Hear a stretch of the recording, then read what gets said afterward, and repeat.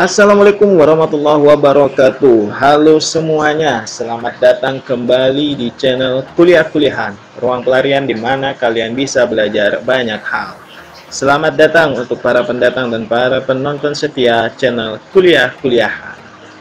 Di pertemuan kali ini kita masuk di segmen pengantar akuntansi. Kita akan bahas persamaan dasarnya ya teman-teman.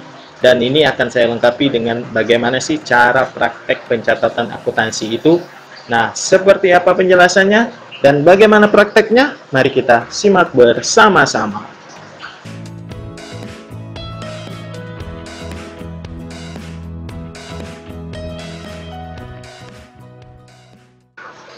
Oke, ini adalah video lanjutan dari video sebelumnya ya teman-teman. Nah, kalau teman-teman belum menonton video sebelumnya, link ada di deskripsi. Jadi untuk memahami ya, biar nggak ketinggalan. Kita lanjutkan di transaksi kelima. Di sini ada transaksi baru yaitu tanggal 16 Agustus melakukan investasi tambahan sebesar 400.000. Oke, karena dia melakukan proses tambahan senilai 400.000 per tambar, maka yang akan berpengaruh pada aktiva dan pasiva. Kalau pasiva hanya modal. Kalau di aktiva dia akan bertambah di kas karena ada penambahan dan di modal sebesar 400.000. Nah, mari kita lihat ya di persamaan dasarnya.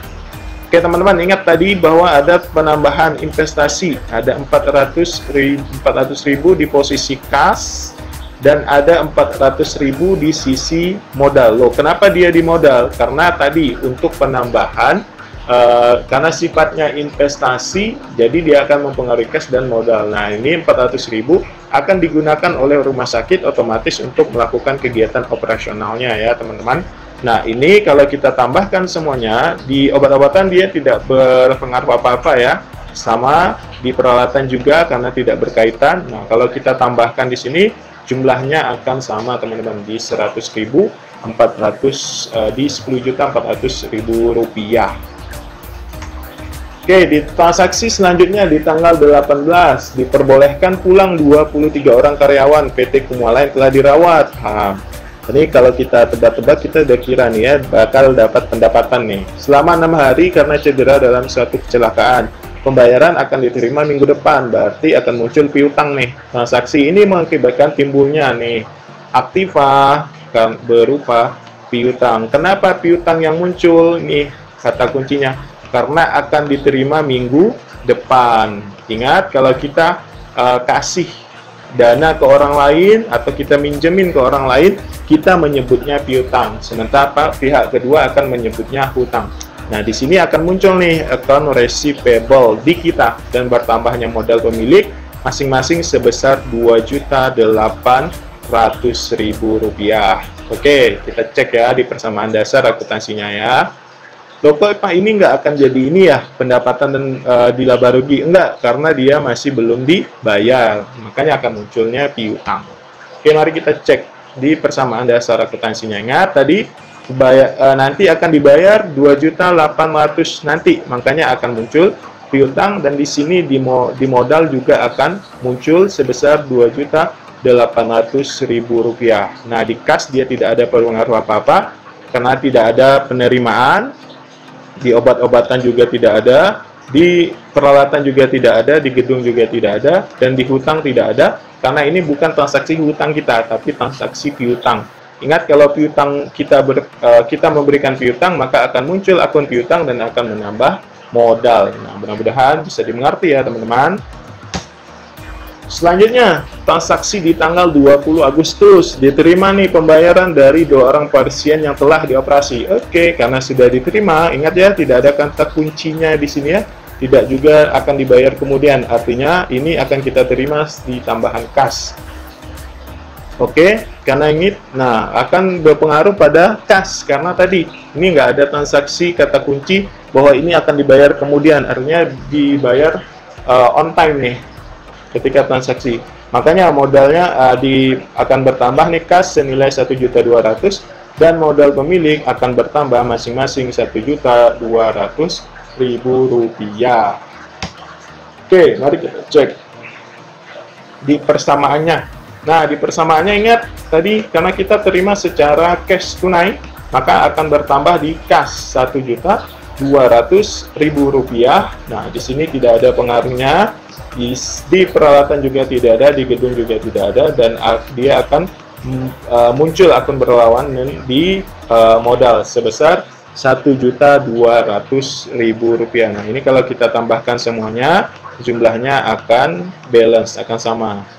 Nah, oke teman-teman, ini untuk ngeceknya benar atau enggak, dijumlahkan ya setiap teman-teman melakukan transaksi. Next, di tanggal 25 Agustus, Kumala membayar utangnya. Oh iya, tadi kita ada hutang ya, sisanya. Nah, ini kita ada hutang nih, kita membayar, tadi ada piutang. Ingat, Kumala membayar hutang. Artinya, yang tadi awalnya piutang, ini akan berkurang nih. Nih, aktiva berupa kas bertambah dan aktiva berupa piutang akan berkurang, masing-masing 2.800.000. Otomatis piutangnya udah nggak ada ini, piutangnya udah nggak ada, tapi muncul penambahan di posisi kas. Nah, ini kita lihat nih, 2.800.000 bertambah.